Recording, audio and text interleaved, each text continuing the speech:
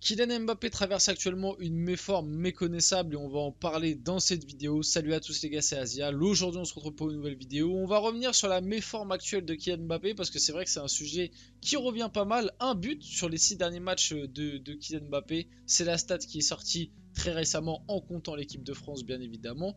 On va revenir sur pas mal de choses et aussi notamment sur une déclaration d'Adil Rami qui pourrait expliquer la méforme de Kylian Mbappé. Je vais donner mon avis là-dessus. Bien évidemment je suis pas tout à fait d'accord avec ce qu'il dit, même pas du tout. On va revenir sur ça. Encore une fois, aussi peut-être la défense de certains médias vis-à-vis d'Mbappé et toujours lui trouver des excuses. Ça ne joue pas en sa faveur. Bref, pas mal de choses intéressantes à voir dans cette vidéo. Bien évidemment, avant que la vidéo commence, n'hésitez pas à la liker, à commenter, à partager et à vous abonner. C'est grâce à ce genre de choses que la chaîne peut se développer. Donc n'hésitez pas si vous voulez m'aider, si juste vous voulez me faire plaisir. Voilà, ça passe par ça. Et je remercie bien évidemment tous ceux qui le font. Donc pour Adil Rami, Kylian Mbappé est actuellement malheureux au PSG et c'est aussi pour cela que ses performances actuelles sont un petit peu moins bonnes. On va revenir sur la déclaration d'Adil Rami, sur la méforme de Kylian Mbappé. Du coup, il subit beaucoup de la part de son entraîneur et du club. J'ai été joueur, on a besoin de se sentir aimé pour être bon et être à 100%. Aujourd'hui, s'il n'est pas à 100%, c'est qu'il n'est pas aimé.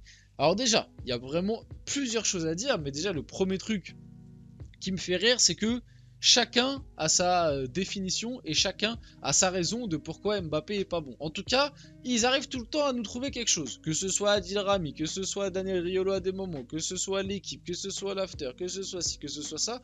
Chacun, ils arrivent toujours à nous trouver un subterfuge pour nous expliquer qu'il est pas bon. Là, globalement, Adil Rami, il nous dit bon, bah il est pas bon parce qu'il est pas heureux, parce qu'il est pas aimé. La dernière fois, Daniel Riolo, il nous disait il est pas bon parce qu'il joue en pointe. La dernière fois, on nous a expliqué qu'il est pas bon parce qu'il a moins de temps de jeu en ce moment. C'était à Big Bay qui nous a dit ah il est pas bon parce qu'il joue moins en ce moment. Il est passé de 90 minutes en moyenne à 70, donc c'est pour ça qu'il est moins bon. La dernière fois, on nous a expliqué ouais il est moins bon, c'est à cause de Luis Enrique. Puis la fois d'avant, on nous a expliqué ouais mais il est moins bon, c'est parce qu'en fait le PSG c'est moins bon, le milieu de terrain c'est pas bon. Ouais mais il est moins bon parce que il est tout seul devant. Ouais mais il est moins bon parce qu'en fait quand il joue à gauche, parce que bon avant on nous a dit ouais il est pas bon parce qu'il joue en pointe. Après on l'a remis à gauche et après on nous a dit ouais mais il est pas bon parce qu'il joue à gauche mais il n'y a pas de numéro 9. Donc en fait, en fait il est jamais bon. Mais en fait faut qu'il soit aimé, faut qu'il soit à gauche, faut qu'il soit avec un 9. Faut que les mecs autour de lui donnent toujours la balle. Faut qu'il joue 90 minutes tous les matchs. Faut que il est avec un 9 pivot qui fasse le sale boulot à sa place. Faut que les mecs courent à sa place. Faut pas qu'ils défendent. Faut un entraîneur qui l'aime. Faut un entraîneur qui lui dise pas quand il est mauvais. Au bout d'un moment, les gars, c'est ça les meilleurs joueurs du monde. Non mais j'ai envie de commencer par ça. C'est ça le meilleur joueur du monde à l'heure actuelle. C'est un mec qui en fait, il est pas bon. Depuis le début de la saison, il est pas bon, mais il y a des explications. Certes, il marque des buts, mais il est pas bon. Dans le jeu, c'est une catastrophe. Alors à un moment, on nous a dit oui, mais c'est parce que c'est le jeu de Luis Enrique quand il jouait à gauche au tout début. Oui, mais vous avez vu le système de Luis Enrique là en 4-2-4, c'est n'importe quoi avec Vitinha à gauche, etc. Faut remettre Mbappé à gauche. On a remis Mbappé à gauche, il était toujours pas bon. Oui, mais il joue à gauche parce que oui, mais aussi Kolo Muani en 9, c'est pas ouf. On l'a mis en pointe, oui, mais Mbappé, c'est pas un numéro 9. Et sur ça, d'ailleurs, je suis plutôt d'accord. Mbappé en 9, pour moi, c'est pas un numéro 9. Mais je trouve que le PSG était meilleur lorsqu'Mbappé évoluait en pointe. Il y a des contre-exemples. Le match face à la Sociedad, où il a été très bon à gauche, etc. Mais globalement, en fait, Mbappé en 9, je trouve le PSG déjà plus solide parce qu'au moins t'as Barcola côté gauche qui lui revient défendre. Tu vois, t'as pas un mec où t'es obligé de faire glisser un milieu tout le temps parce que y a un mec qui veut pas défendre, tu vois. Donc après Mbappé il était en 9, on nous a dit ouais mais il est en 9, c'est pas son poste, etc. On l'a remis à gauche et maintenant on est en train de dire oui mais il est pas bon parce qu'il est à gauche, parce qu'il a pas de numéro 9 dans l'axe. Au bout d'un moment les gars, et puis là on nous dit ouais c'est parce qu'il est malheureux. Là, après on va nous dire oui mais aussi il a beaucoup de choses à gérer, il est en fin de contrat, son avenir au Real Madrid, cette situation c'est lui qui l'a voulu, c'est pas le PSG, c'est pas Luis Enrique, c'est pas ses coéquipiers, c'est lui qui a voulu se mettre dans cette situation. Donc au bout d'un moment faut qu'il assume. Et d'ailleurs lui-même, le principal intéressé, quand on lui a posé la question en conférence de presse, il a bien répondu. Est-ce que vous avez l'air de voir un gars perturbé quand vous voyez mes dernières performances? Donc ça voudrait dire, et en tout cas il laisserait entendre que il n'est pas perturbé, qu'il se sent très bien. Donc qu'on arrête juste pour dire en fait. Et le pire, c'est qu'en fait, ce qui me saoule, c'est qu'à chaque fois, je passe pour un anti-Mbappé, alors que de base, j'aime beaucoup le joueur. De base, j'aime beaucoup le joueur. J'aime un peu moins la personnalité, si je dois être honnête, mais globalement, j'aime beaucoup le joueur. Et moi, quand il est bon avec le PSG, je suis le premier content à venir faire mes débriefs, à le dire, il est bon, il a marqué, voilà, il a marqué son doublé, etc.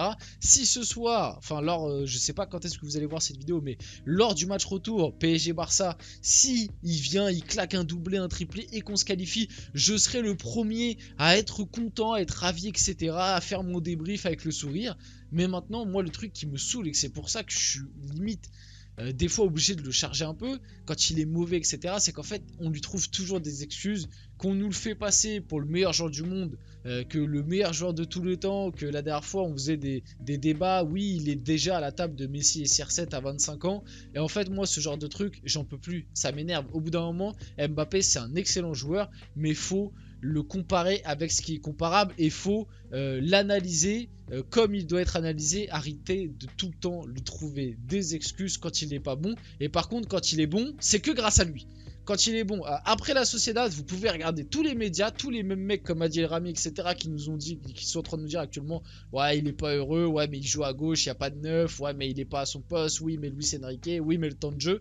Quand il a mis doublé face à la Sociedad, tout le monde était là et a dit, ah bah c'est Mbappé. Ah bah voilà, vous voyez, Mbappé quand il est à gauche, eh bah c'est ça. Il te qualifie, c'est doublé, c'est le meilleur joueur du monde, il marque à lui tout seul, il a qualifié le PSG, c'est lui. On n'a rien dit sur Luis Enrique et sa tactique, c'est ah mais Mbappé. Ah bah voilà, quand Mbappé il a envie, de jouer, ah bah il joue. Et bah voilà. Et bah Mbappé il a envie de jouer plus souvent, parce qu'en ce moment on dirait qu'il a vraiment pas envie, en tout cas, si on prend le raisonnement de chacun. Maintenant que j'ai bien développé là-dessus, certes, oui, depuis son annonce, Luis Enrique le met un peu plus sur le banc. Maintenant, pareil, ça n'explique pas tout.